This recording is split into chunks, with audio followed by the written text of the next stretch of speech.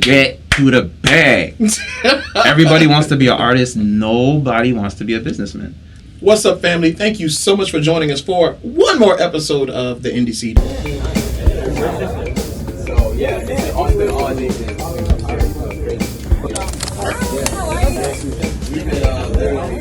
I'm your man, your host, your boy, your nephew, Tre Henderson, and I am elated. I am happy. I am glad to have Starve Marve with us today. What's going on, sir? How you doing? Good day, sir. You are a myriad of American culture, Nigerian culture. You're a musician. You're an entrepreneur. How are you, and how do you do it all? Thankfully, I'm in a position now. I work with Guitars Over Guns nonprofit. Nice. Teach kids after school. Yeah. It's a high hourly but few hours. Yeah. So it literally exactly covers the amount of my bills. So it gives me a lot of time to just try to build myself in all those other places. What are you working on right now? Right now, I'm about to do a second launch of New Goose Raps, a bigger one, hopefully, all over probably Wynwood, and then see if it works there, what else I can do. And then I've been pushing a lot these tiny tapes. Yeah. You can put your music on it via USB, put a QR code, Spotify code, whatever. You just plug in headphones and jam out. Instead of selling CDs to your fans, instead of selling vinyls to your fans, which not everybody has. Right. Little tiny tape, people think it's cute as hell. It's reminiscent of cassettes, vintage, retro. So have you been working on any new music? I'm trying to get to the bag so that the bag could pay for the music. But the music is sort of on the back burner. I can't help it, like it's in my blood. Yeah. My father was a DJ, so I still make tracks here and there. Nice. But ain't nothing coming out till I got money to actually properly promote it. Did you grow up in the house just constantly hearing music, hearing a bunch of different stuff? Enough. Yeah. Especially when we go on road trips, though. He had this thick discography of Bob Marley and the Wailers. Wow. And then Fela Kuti. You have the musical background, well, a little bit of musical inspiration from the family. You're also doing business and everything. How has the music industry treated you thus far? I know you said you want to wait till you can properly go, oh, that's it. Honestly, that's partially my fault. Well, honestly, I'm sorry, forgive me. City. But I don't think Miami is a place for original artists. If you want to be like a cover band, like at a bar, you can make a living. Yeah. But if you want to be an original artist, if you're not coming out of like Atlanta, Cali, New York, mainly for the last couple of years, 10, 20 years, Atlanta, New York, ain't nothing really happening for you for the most part. If you even count, you can count on one hand how many artists we have blow up from Miami in the last 10 years until the advent of these emo, sad trap, I don't know what they call themselves, XXX and that whole squad. I don't know all the names, Ski Mask and whatnot. Right. But even then, that was one small clique that came up and nothing else. So anywho, that's partially my fault for where I live. And then two, I think I'm not the strongest networker. I'm not the most friendly guy. But I was going to say that because I think there's starting to be a greater effort for interconnectedness between artists to actually support each other and to support independent artistship and artistry in South Florida. So I think we're getting there. I hope, because till then the industry ain't helping none of us, because we haven't even helped ourselves basically. So are you at least optimistic to a degree about the fact that now you don't necessarily have to go to a label? We have social media and other tools to push. that's dope, but you still have to have bread to do proper promotion and also give that bread to somebody who's already connected to an extent to put you into those promotional channels. Social media alone ain't gonna do it. Right. Your favorite 5 artists did not blow up off of social media. Your top 5, no. If you're in that pop hip hop genre, maybe a couple, but even then, no. Maybe you still have them on social media, but there's a whole bunch of money going into their Spotify, their YouTube, their tours, all of that. So what would you recommend for other up and coming artists to get to the bag? Everybody wants to be an artist. Nobody wants to be a businessman.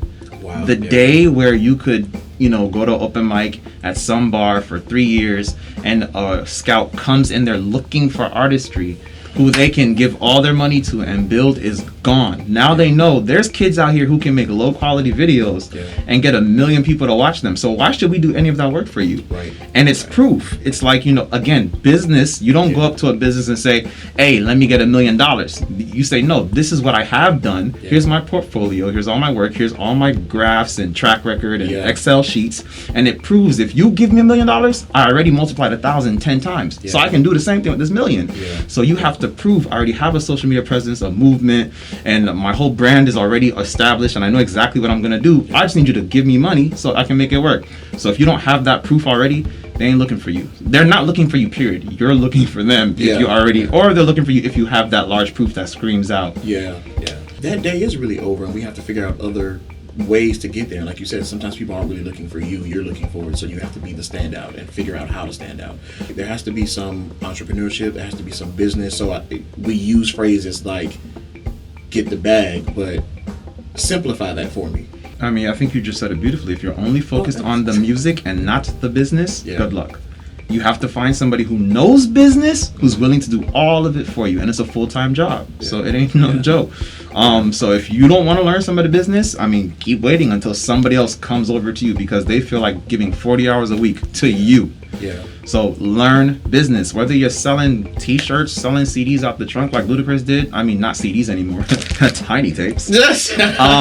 Selling digital downloads, selling candles. I don't know. Start with that. And find yourself an audience for your candles. Find out how many candles you have to buy to actually profit, not just buy it, get the money back, but spend that same money, get it back. You have to triple up, all that kind of stuff. And figure out sales channels. Where does it sell, on what website, or at what kind of venue, what kind of event, all that kind of stuff. Because once you get that knowledge there, you can apply it to your artistry and figure out how to monetize your music actually. There's people here who sit around waiting for that viral video, and there's people who sit on YouTube and take their time figuring out, going through, not through their views, through their YouTube analytics to see what kind of gender or demographic, place, city is giving me the most watch time, and they stick to that, and slowly build it up to 10,000. Got to 10,000. Now let me drop a T-shirt. Now let me drop a product they have to pay for, a Lutz pack, a film pack, whatever, and slowly, 2, 3, 4, 5 year process. Your favorite artist seems like they blew up last night, but they were working for 2-3 years.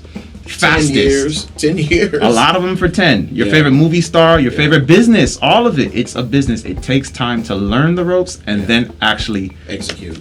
Boom. But in terms of the industry and how people approach it and the content of music, do you feel it's the artist's responsibility to reflect the times? Should they be telling the stories of present day? I think the formula that the music business laid out is pretty simple, and I think it's good. You create 2 or 3 singles that the people want to hear. Then when they get to the album, they find out, oh wow, you're not a turn-up artist. Oh well, they already bought it. But eventually there is going to be 1 or 2, 3, 5. If you're a really good artist, they'll like the whole album, even if they only like half. And you're saying regardless of content. I mean, don't sell your soul, but you can make it fit. If Mary could sing I wanna go to heaven. I wanna go and get that on 99 Jams. I don't know what they're listening to today. Or maybe what's this? The most recent I could think of. This girl Alicia something. I don't wanna be here. Whoa, here. It's a whole song about I don't want to party and I don't want to smoke, and these people are drunk and annoying me. Popped off. Where does this? Was this always in you? This drive, this cut and dry? Is it something that your parents instilled? Is it your Nigerian background? What is it that gave you this? My parents were like 26, 27 when they got here. Nobody in their family helped them. The Naira at the time, I don't know what it was, but I know right now the Naira is like 1/5 of the dollar in value.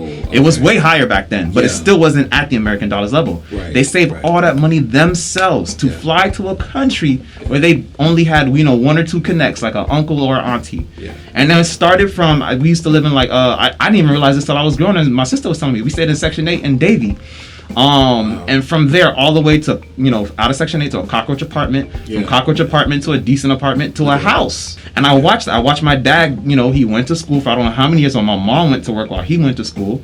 And then after he worked, he worked in the mental health field and children and families for about 20 years. Everybody knew his name because he did his job well, because it's a serious work ethic when you come from Nigeria. It's not over here where you have all these options. Ain't nothing given to you, so you better work for it. After he got to a certain point in that community, he just started working for himself instead, doing the same exact thing, probably tripled his salary. Just for himself. You know what I'm saying? So when I see that, I have no excuse. And then to really top it off, I was doing nice ahead, but last year I finally went to Nigeria as an adult. And I stayed for 6 weeks, and just to see everybody. There's no jobs, government, rich country, rich culture, and people think jungle. No, it's their cities and all that kind of stuff. Right. But you give a government $1 million and say, hey, build some roads here in Lagos. They take 500,000, put it directly in their own pocket, break off their homeboys, and then maybe build 2 roads with 200,000. Right. That's every day. Everybody, that's the culture. You have seen the same corruption everywhere. If it's not the first, if it ain't UK, America, I don't know, France, that's how it is. Yeah. A lot of the people live really messed up lives. So being there and still seeing every single day, somebody will come to me and say, so how do you like Lagos? With a big smile on their face. Wow. People, no shoes, happy. I have some uncles who own mansions. Happy, with or without money, they didn't care, and they had a strong sense of community. My grandma came here, she was depressed. Went back to Nigeria, I went and I saw for myself why.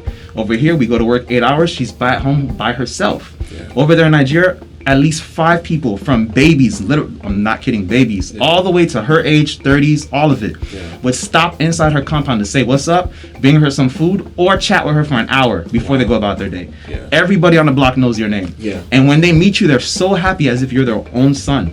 You know, and everybody, no money, whatever, they're selling noodles, clipping toenails, selling chicken and rice, whatever. They're getting their money. They're not waiting for nobody to give it to them. So when I went there, like, I realized I can't come. Light goes off every other day. And you pay the power bill and it doesn't come on. Right. So I realized when I got back here, like, there's no excuses. I cannot be sitting on my ass no more. And ever since then, I've had my drive was nice. Yeah. It's been on a whole nother level now. Yeah. Hello, my name is Starve Marve, aka King Nugus. I am on Instagram at StarveMarve, or you can look me up at Nugus Raps, Negus. Nugus, an Ethiopian word for king or queen. Or you can even look up Tiny Tapes. Tiny Tapes merch. Just plug in your headphones, jam out. I don't care. If you search Starve, you'll find him. I'm your man, Tre Henderson. I've had an absolute great time on Saturdays over here on the NDC. Special thanks to our producers, Context of a Generation. You can reach me at The Other Trayvon on Instagram and Twitter. We love you. Blessings to you. Peace.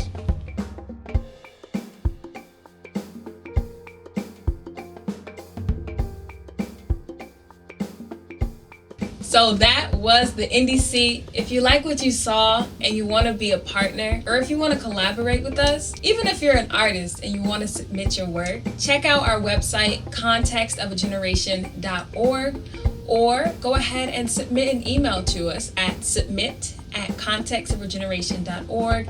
And for all the artists, make sure you put your name, your social media handles, and attach some of your work as well. And for those who are interested in being a partner or collaborating, please email us and we would love to reach back out. Peace. That was the NDC. Thank you.